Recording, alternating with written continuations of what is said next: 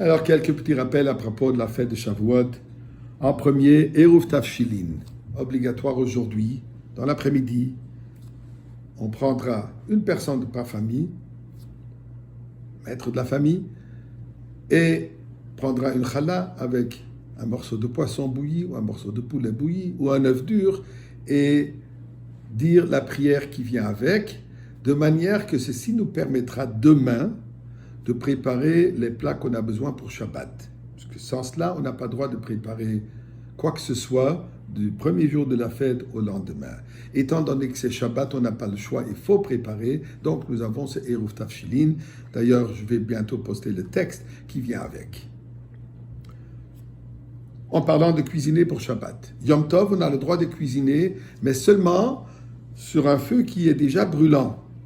Donc il faut s'assurer que la cuisinière soit allumée.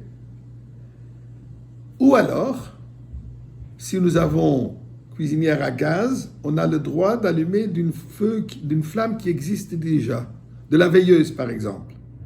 De même manière aussi pour l'allumage des bougies demain soir. Ce soir, nous allons allumer à Montréal à 8h14, demain aussi, et à Jérusalem à 6h58, mais on n'a pas le droit d'allumer une allumette. Comment donc allons-nous allumer demain les bougies de Shabbat, Yom Tov? Par le fait qu'on va allumer aujourd'hui une bougie qui dure 26 heures, donc demain on pourra allumer la bougie de Shabbat Yom Tov de cette bougie déjà allumée. Coutume, Shavuot, on mange un plat de lait. Pourquoi? C'est pas obligatoire que ce soit du cheesecake, aussi bon qu'il est. Différentes coutumes, ça peut être le bourcoq au lait, ça peut être du cheesecake, des blitzes, peu importe ce que vous mangez au lait, mais la raison sont plutôt les suivantes. Premièrement, dans le Beth Amikdash à Shavuot, il fallait amener un korban qui s'appelait le Shtei Halechem, les deux pains, donc deux repas.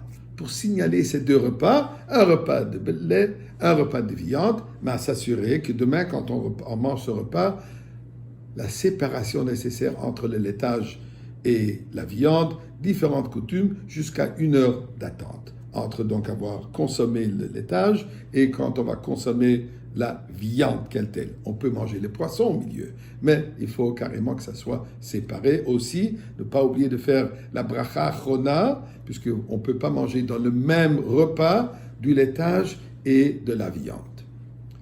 Deuxième raison, puisqu'en revenant du mont Sinaï, on a reçu la Torah, on a reçu les lois de Kashrut. On a réalisé dans le désert que tous nos ustensiles de cuisine ne sont pas cachers. On ne peut pas manger.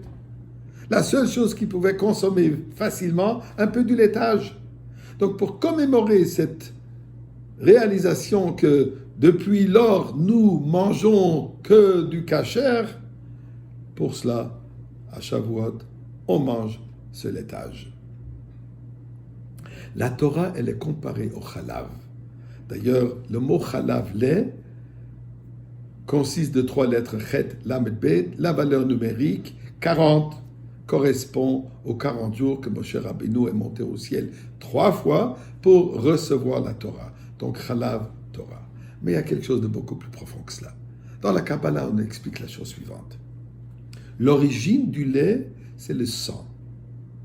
Ce qui se transforme d'une manière miraculeuse d'un liquide qui est certainement pas très agréable à consommer.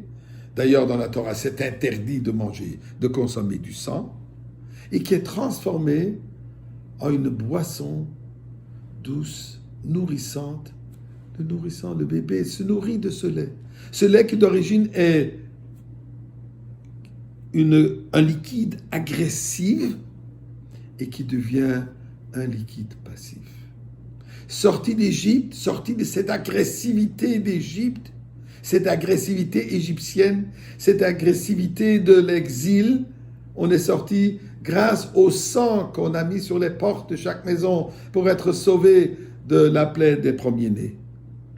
Donc la sortie, le sang représente d'une certaine manière Égypte de laquelle on sort.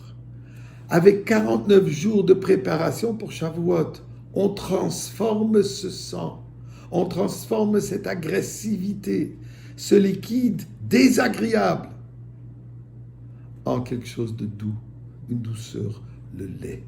Le lait qui nourrit, le lait qui nous donne la première source de vie, si on peut le dire, après la naissance, c'est ce lait.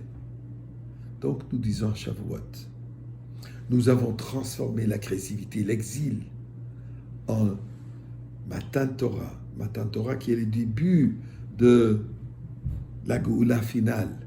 Cette fusion entre le divin et le matériel, le mondain, comme on en a parlé, qui est représenté par la Torah. Donc la raison, c'est ça la raison pourquoi on mange le lait, en appréciant cette transformation du monde. Et nous prions à Kadosh Baruch Hu que ce Shavuot, non seulement on va mériter l'ancienne Torah qu'on a reçue, mais on va recevoir la nouvelle dimension de la Torah au Beth Amikdash avec Mashiach. Et là-dessus on se souhaite Chag Sameach, Shabbat Shalom.